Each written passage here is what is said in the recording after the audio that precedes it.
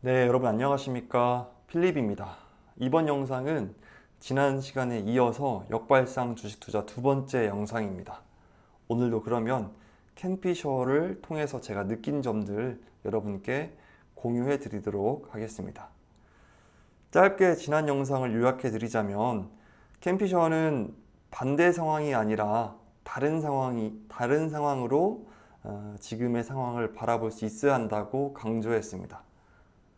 주류와 비주류의 싸움 중에서 누구의 의견이 더 옳은가 라고 한쪽 편으로 들어가는 것이 아니라 역발상 투자가는 반드시 자신만의 견해를 가지고 상황을 이해해야 한다고 말했습니다.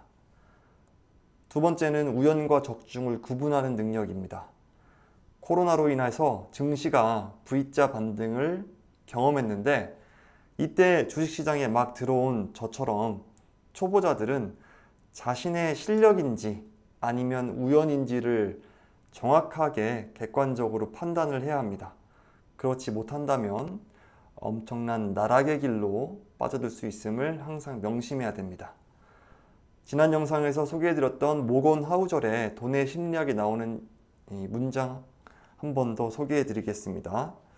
우연히도 주식시장이 강세일 때 성장한 사람은 주식시장이 약세일 때 성장한 사람에 비해서 인생 후반에 가서도 주식에 더 많이 투자했다. 모건 하우절의 돈의 심리학이 나오는 문장이었습니다. 이제 막 사회에 진출했고, 그리고 이제 막 주식 투자를 시작했고, 그리고 코로나로 인한 V자 반등을 경험했다면 여러분 이것은 우연인지 아니면 여러분의 실력인지 반드시 판단해 봐야 합니다. 그렇지 않으면 실수를 하게 되어 있습니다. 오늘 여러분께 해드릴 말씀은 대중매체 이용법입니다. 캠피셔는 책에서 이렇게 말을 하고 있었습니다. 대중매체는 엉뚱한 곳만 뒤진다. 그리고 투자자들은 창 너머 먼 곳만 바라보고 있다.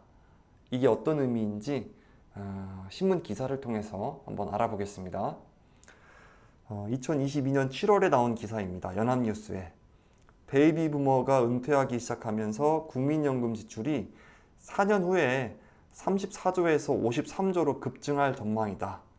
뭔가 부정적이지 않습니까? 기사에서 느껴지는 게. 다음 기사 보겠습니다.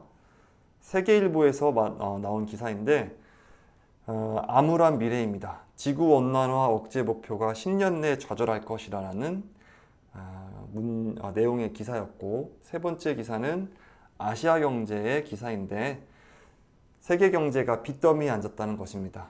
2030년 글로벌 부채는 GDP의 4배에 달할 것이다 라는 부정적인 미래의 기사인데, 이 세 편의 기사를 통해서 우리가 무엇을 느낄 수 있느냐 하면 시장은 먼 곳에도 먼 훗날에도 관심이 없고 당장 닥칠에도 관심이 없다는 점입니다.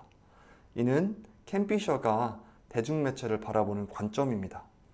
우리 일반 대중은 최근 사건과 사회적 문제를 대중매체를 통해서 살펴볼 수 있습니다. 당연히 본업이 있는 사람들이라면 시간을 내서 어떤 사건과 사안을 깊이 있게 들여다볼 수 있는 길은 이 대중매체뿐이죠. 따라서 대중매체는 우리에게 정보를 전달해주는 아주 유의미한 수단이라고 할 수 있겠습니다. 그러나 캠피셔는 말합니다. 우리의 미스터 마켓 시장은 12개월에서 18개월 뒤, 조금 더 길게는 30개월 뒤에 사건 또는 사실만 시장에 반영한다는 거죠.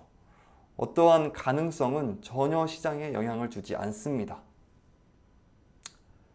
앞으로 되돌아가서 지구온난화 문제, 그리고 세계 경제의 빚더미, 부채 문제, 이 모두 20년, 30년 뒤에는 분명 문제가 될 수 있는 기사 내용입니다. 하지만 우리 시장에서는 전혀 문제가 되지 않습니다.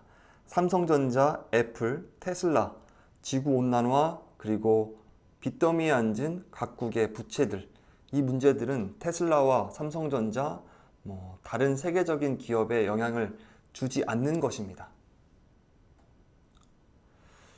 이처럼 시장은 먼 훗날에도 관심이 없고 당장 닥칠 일에도 관심이 없습니다. 미스터 마켓, 즉 시장은 이미 모두 반영이 되어 있는 내용들입니다. 이거는 네이버의 경제 관련된 가장 첫 번째 화면을 제가 캡처했는데 이 내용들은 모두 이미 시장에 반영이 되어 있습니다. 우리는 스스로에게 질문을 해야 합니다. 과연 이 기사의 내용이 또는 내가 마주하고 있는 이 사건이 30개월 안에 우리의 생활에 일어날 문제인가? 왜냐하면 사회와 문화의 문제는 경제 시장의 문제와는 분명 다르기 때문입니다. 베이비 부머 세대의 은퇴, 국가 부채의 문제, 지구 온난화 모두 시장 입장에서는 문제가 아닙니다. 이와 같은 문제는 우리가 정확하게 알 수도 없고 시장 역시 알 수가 없습니다. 그래서 걱정할 필요가 없는 것입니다. 다시 한번 말씀드리지만 30개월 안에 발생할 일이 아니라면 전혀 두려워할 필요가 없습니다. 역발상 주식 투자에 나와 있는 문장으로 계속해서 이어가 보겠습니다. 시장은 공개 정보를 반영하는 방식으로 반응한다. 따라서 발생할 일을 알 수는 없지만 거의 발생하지 않을 일을 알면 유력한 대안을 숙고해서 승률을 높일 수가 있습니다. 다시 한번 전기자동차의 사례를 가지고 오겠습니다. 전기자동차의 사례는 분명 앞으로 우리가 경험할 미래입니다. 이 전기자동차에서 다시 매연이 풍기는 내연기관 자동차로 돌아갈까요? 그렇지 않겠죠. 시대적 흐름은 분명 전기자동차로 향해 가고 있습니다. 분명한 사실은 내연기관 자동차로는 돌아갈 것은 아니다. 그러나 어떤 기업이 또는 어떤 비즈니스가 전기자동차 시장에서 승자가 될지는 알 수가 없는 거죠. 이와 같은 상황에서 캠피셔는 이렇게 말을 해주고 있었습니다. 발명가와 제조업체는 돈을 벌 수 있다. 그러나 투자가는 돈을 벌 수 있는 환경이 다르다. 이 말이 무엇인가 하면 이미 대중매체를 통해서 보도되고 있는 기업들 있지 않습니까? 테슬라, 애플, 마이크로소프트 이와 같은 제조업체와 발명가들은 돈을 굉장히 많이 벌 수 있습니다. 그러나 우리 같은 투자가들이 지금 와서 테슬라와 마이크로소프트와 애플에 투자한다고 했을 때 돈을 벌 수 있을까요? 물론 돈을 벌 수 있겠죠. 10년 또는 20년을 바라본다면 말입니다. 그러나 돈에는 분명 시간이 있다고 하는 김승호 회장의 말처럼 단기적인 목표를 가지고 이와 같은 발명가와 제조업체들이 속해 있는 기업에 접근한다면 크게 다칠 수 있기 때문에 반드시 나만의 대안을 생각하고 있어야 됩니다.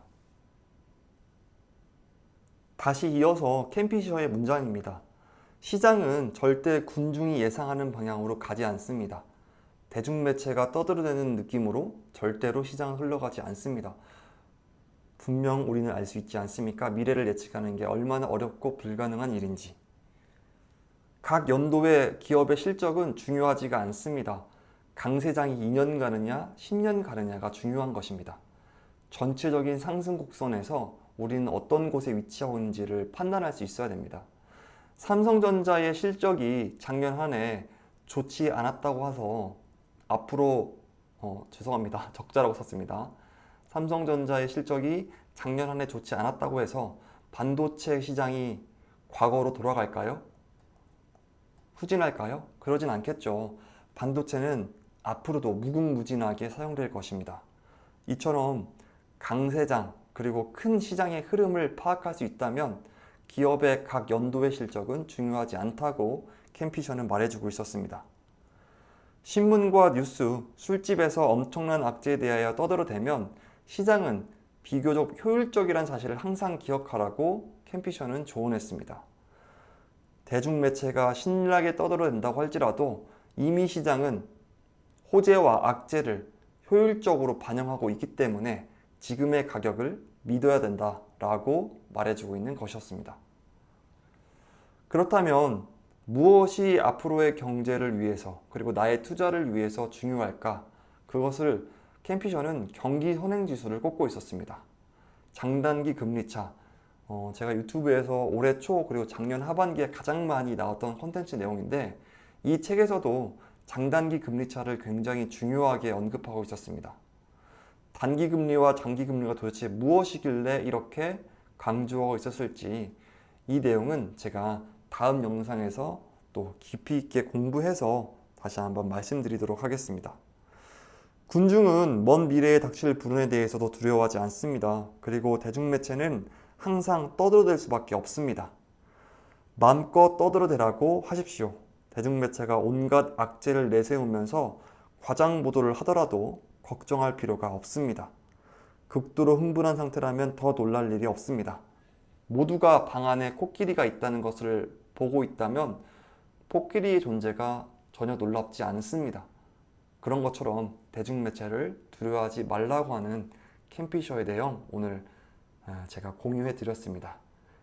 긴 영상 시청해 주셔서 감사드리고 다음 영상에서는 장단기 금리차와 단기 금리, 장기 금리에 대한 캠피셔의 의견 공유해 드리겠습니다. 지금까지 필립이었습니다. 감사합니다.